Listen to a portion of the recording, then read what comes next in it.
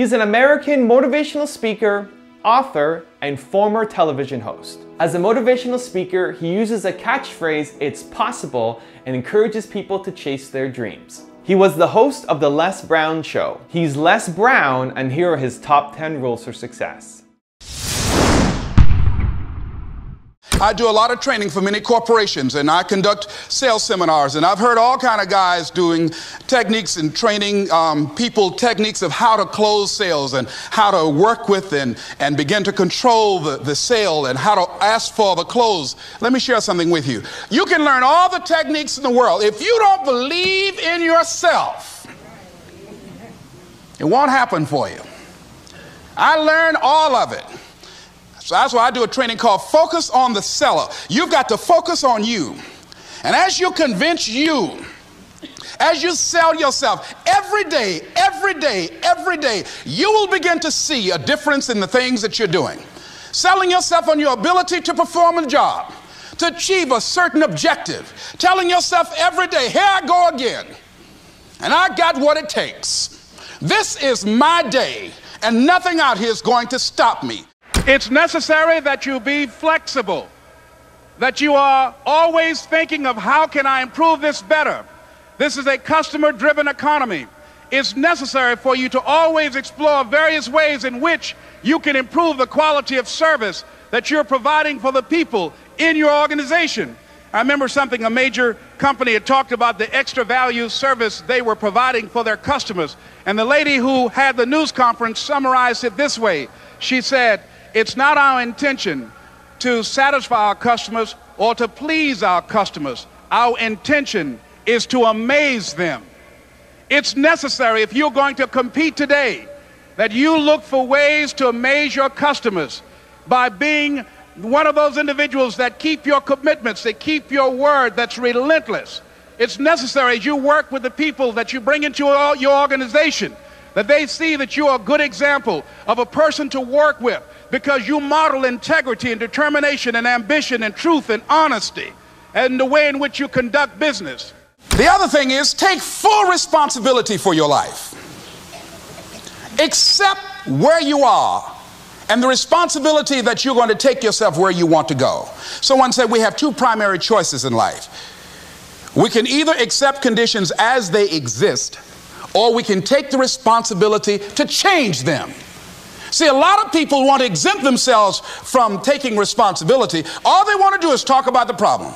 Every time you see them, they'll tell you their story over and over and over and over again.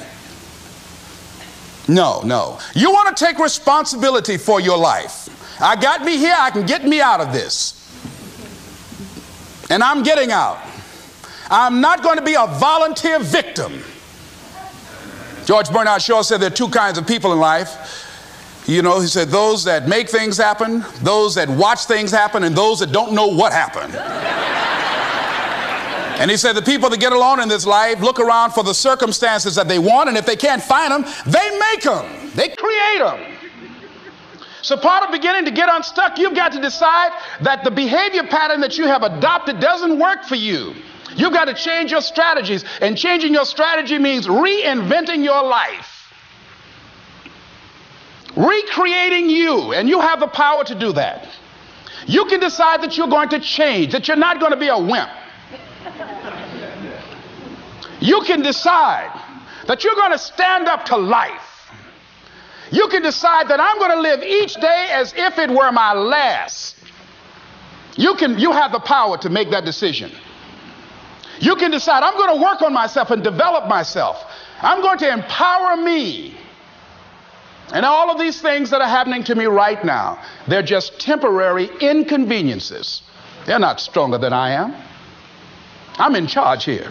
Overcoming the negative conversation, that inner dialogue that's going on all the time, even when you don't want it to be there. You can't stop yourself right now from thinking. You can't do it. It's going on. And so learning how to empower yourself, part of doing that is standing up to yourself. You've got to stand up inside yourself sometimes and say, shut up. You've got to do this. I was going to give a presentation, and this voice inside of me saying, you can't do this. You don't have everything it takes. Shut up. I'm behind on my bills, and you're telling me what I can't do. I have got to do it. You'll get scared sometimes. Your mind will go blank on you. Some people you will allow to unnerve you. And you wonder, what's wrong with me? I'm not crazy. That's why you've got to learn to make a conscious, deliberate, determined effort to stand up inside yourself. Working on yourself, watching that inner dialogue, it will determine the quality of your life. Next thing is that you've got to activate the thinker in you. Don't allow your emotions to control you. We are emotional, but you want to begin to discipline your emotion. If you don't discipline and contain your emotions, they will use you. Your mind goes on automatic, just like a God. You know, I loved reading the book called As a Man Thinketh by James Allen. He uses the analogy of the mind being like a garden. You know, weeds don't have to have any encouragement to grow. You don't have to water them. They don't have to get sunshine. They don't have to have fertile ground. They will grow through the cracks of a sidewalk. Am I right? But if you want to grow orchids or roses or any kind of exotic flowers, there are special processes and procedures you must go through.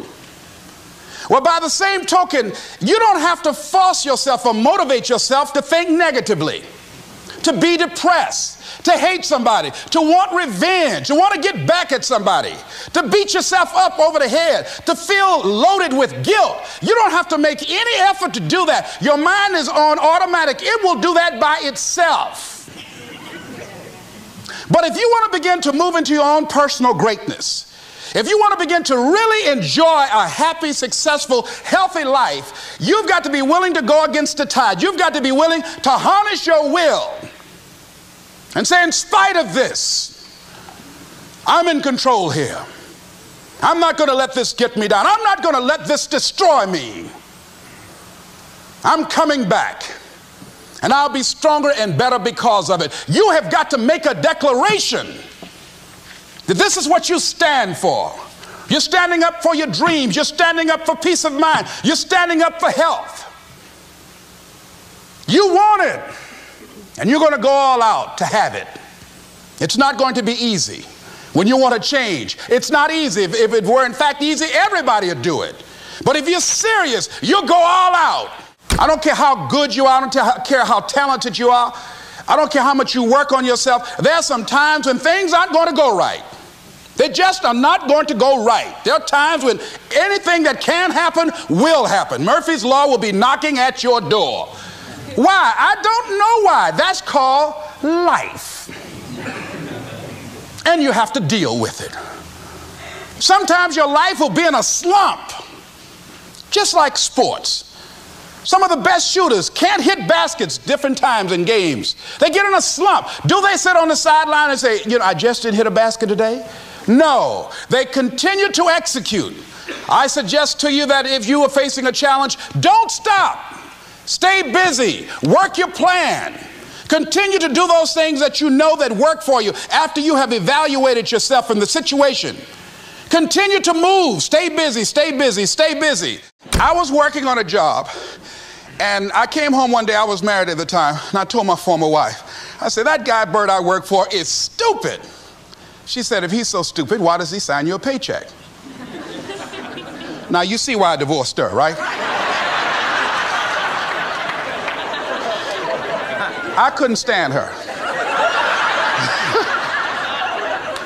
That night, I could not sleep well. Here was a guy that was controlling my life. I was going through all kinds of changes because this man controlled my paycheck.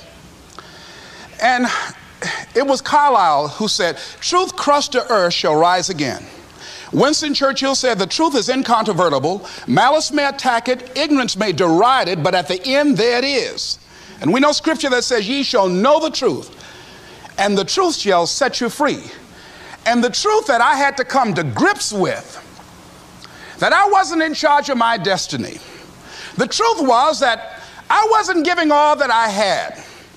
The truth was that there are some things that I wanted to do, but I didn't have the courage to act on those things. And the truth was that Bert Childs was a blessing to me. He made life so miserable for me, I had to start looking at my life differently.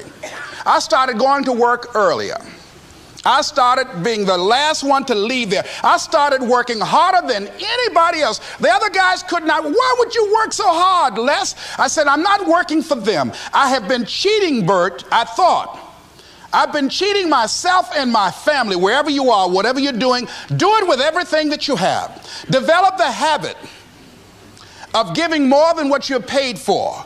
Develop the habit of setting standards that others will be measured by. Someone said, do not go where the path may lead, but go where there's no path and leave a trail. That in the process of working on your dreams, you are going to incur a lot of disappointment, a lot of failure, a lot of pain, a lot of setbacks, a lot of defeats. But in the process of doing that, you will discover some things about yourself that you don't know right now. What you will realize is that you have greatness within you. What you'll realize is that you're more powerful than you can ever begin to imagine. What you will realize is that you're greater than your circumstances, that you don't have to go through life being a victim. As Jack indicated, I was born in Miami, Florida, in an area called Liberty City, in an abandoned building on a hard linoleum floor with my twin brother. We were 6 weeks of age. We were adopted. When I was in 5th grade, I was identified as EMR, labeled educable, mentally retarded, put back from the 5th grade into the 4th grade, and stayed in that category until I got out of high school. I don't have any college training, but I met a high school teacher who one day changed my life. I was waiting on another student, and when he came in, he said to me, young man, go to the board and write what I'm about to tell you. And I said, I can't do that, sir. He said, why not? I said, I'm not one of your students. He said, it doesn't matter, follow my directions now. I said, I can't do that, sir. He said, why not? I said, because I'm educable, mentally retarded. And he came from behind his desk and he looked at me. He said, don't ever say that again. Someone's opinion of you does not have to become your reality. I'm saying this is a time more than ever that you want to begin to inoculate yourself with positive words, coming to conventions, showing up on meetings, being on the calls, to make yourself unstoppable, to get out of your mind the polluting negative thoughts that's causing most people to go through life being stuck because they're volunteer victims. Somebody said that many people die at age 25 and don't get buried until they're 65 because they got so much garbage in their minds. You are here because you've got a clear vision of what you want and where you're going. Give yourselves a round of applause. Come on, bring your energy level up. Yes, yes. You want more. You want more. You're different. You're different than everybody else. Don't worry if they don't get it. Don't try and convince people to do this business. A person convinced against their will is of the same opinion still. You are not like everybody else. You can walk outside and find pigeons, but if you're looking for eagles, it's going to take you a minute. You are different. It's lonely at the top. How many of you know it's lonely at the top? Raise your hands. It's lonely at the top, but you eat better. That's what I'm talking about. You're different. One great entrepreneur said, I choose not to be a common man. It's my right to be uncommon if I can. I seek opportunity, not security. I do not wish to be a kept citizen, humbled and dulled by having the state look after me. I want to take the calculated risk, to dream and to build, to fail and to succeed. I refuse to live from hand to mouth. I prefer the challenges of life to the guaranteed existence, the thrill of fulfillment to the still calm of utopia. I will never cower before any master, nor bend to any threat. It's my heritage to stand erect, proud and unafraid, to face the world boldly and say, this I have done. You showed up because you're building a business that you can stand and say, I did this. I did this. This is my dream. Give yourselves a round of applause. Yes, Yes! Yes! Yes! It's hard changing your life. It was hard when just over 3 years ago, in the Penobscot building in Detroit, Michigan, where I was operating my business, and I fell on some hard times, and I was sleeping in my office. It was hard coming into the lobby, and the security said, "Excuse me, Mr. Brown, can we see you for a moment?" And I said, "Yes," and I walked up to the counter, and he gave me an envelope. And he said, "Would you mind reading it here?" And I opened the envelope, and the envelope was from management that said, "This is an office tower. It's not a hotel. Please do not sleep in your office." And I said, "Excuse me, sir." I said, "I just work long hours in creating my business. I'm an entrepreneur. And right now, things are bad for me. But they're not going to be this way always. And I just asked for the opportunity to continue to operate like I'm doing. I'm not trying to make this my home." And it was hard coming through the lobby. And sometimes they would laugh. There's a guy talking about becoming successful. And look at him. He's bathing in the bathroom upstairs on the 21st floor. He sleeps on the floor. Him and 2 other dreamers up there. Look at him. It was hard, ladies and gentlemen, coming to speak to people. And I was facing financial difficulties in my own life. I was behind on my bills and my dreams, and I'm saying to them, you can live your dream. It was hard, ladies and gentlemen. It was very difficult to pick myself up each day believing that I could do it. There were times that I doubted myself. I said, "God, why is this happening to me? I'm just trying to take care of my children and my mother. I'm not trying to steal or rob from anybody. Why did this have to happen to me?" It was very hard. And here's what I want to say to you. For those of you that have experienced some hardships, don't give up on your dream. No one could have convinced me by holding on, by continuing to push forward, by continuing to run toward my dream, that one day I would have my own talk show. It's a long shot, ladies and gentlemen, from Liberty City, an abandoned building on a floor, never knowing my mother or father. It's a long shot. Being here with you today in this dome in Atlanta, it's a long shot. No college training, labeled educable, mentally retarded, but I kept running toward my dream.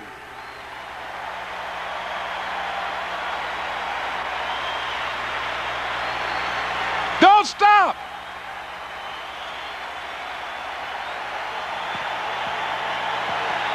Don't stop.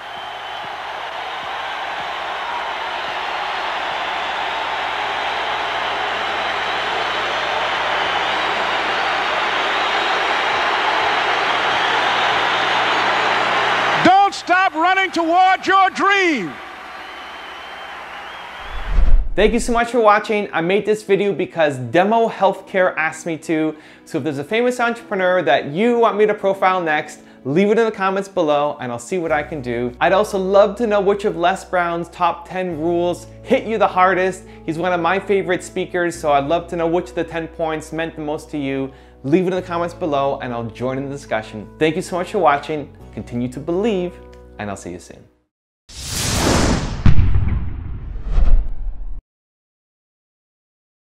Program your mind deliberately. The reason that most people don't achieve their goals is because they are thinking like everybody else. 16 revolutionary words. Be ye not conformed to this world. Be ye transformed by the renewing of your mind. That's an ongoing process. What are your goals? What are your dreams? Earl Nightingale was right. You don't get in life what you want. You get in life what you are.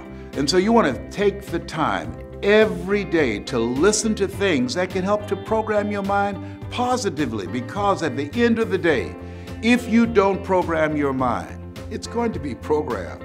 Trust me, it's going to be bombarded with all kind of head trash, commercials. I was at a service station pumping gas and a commercial came up.